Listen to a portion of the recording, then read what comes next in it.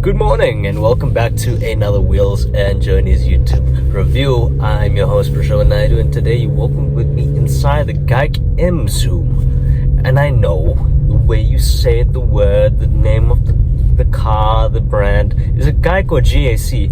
I say GAC. I'm not sure what other people say, but GAC sounds more correct to me, and I think that is the correct word. But to digress, this is a short, snappy, quick review as they are about to collect this car and take it off the driveway. And from what I've driven and thus far, it's been such a fun pleasure to drive this vehicle.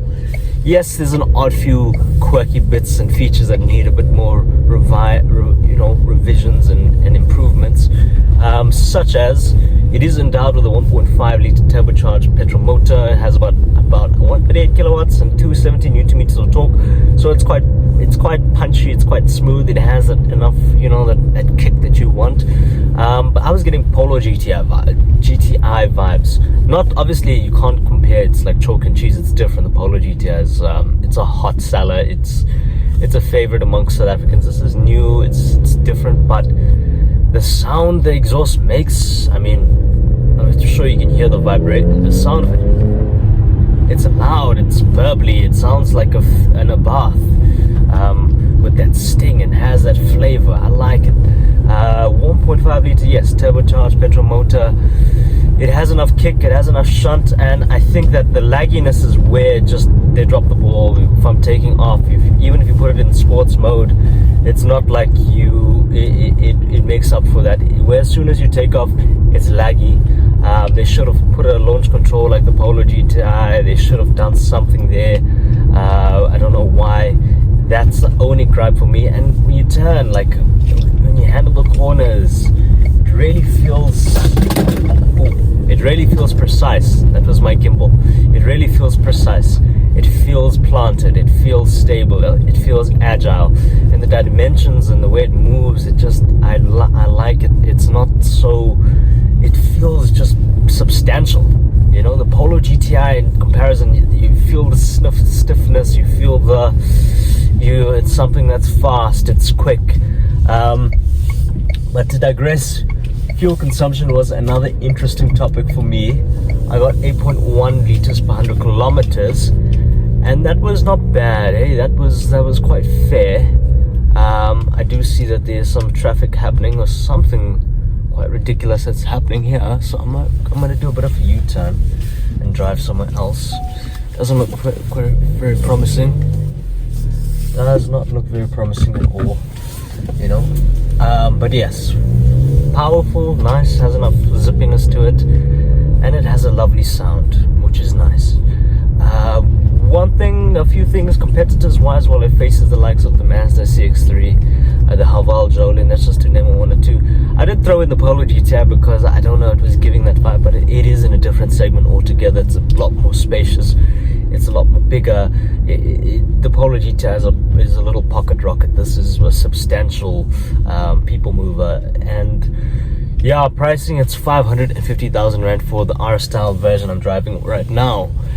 Interior and build quality inside, it's nice. I really love how it's broken up with the blue and black hues. The infotainment system is nice. I found that to be a pleasure. The sound system is good.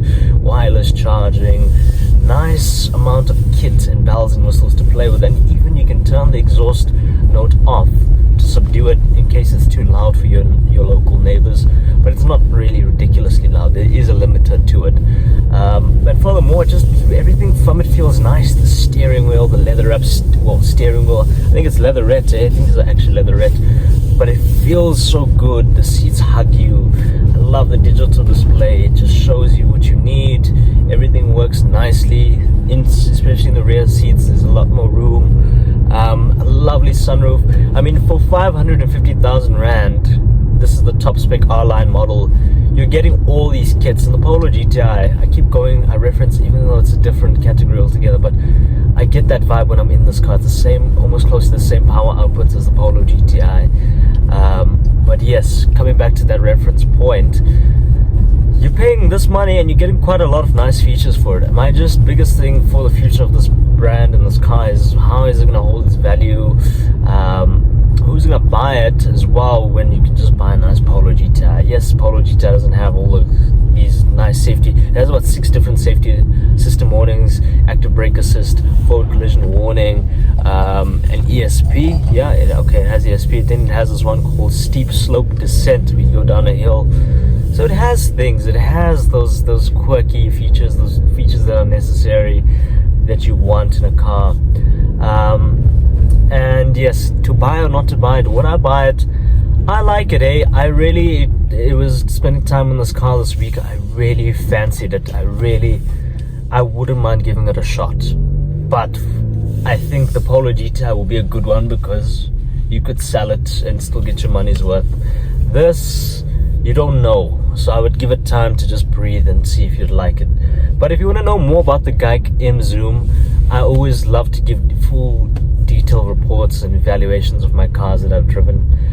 You can click the link down below for the full article review for Iswatini Sunday, where I post most of my articles. This is for the people that want the in-depth, meaty content, just to know exactly what everything is about in this car, because it can get quite tiresome to just explain it to all of you. And yes, please catch me every Friday at 12:30 on Capricorn FM, where I chat cars, all things motoring. And yes, this is me signing out. Please do have a blessed and fantastic day.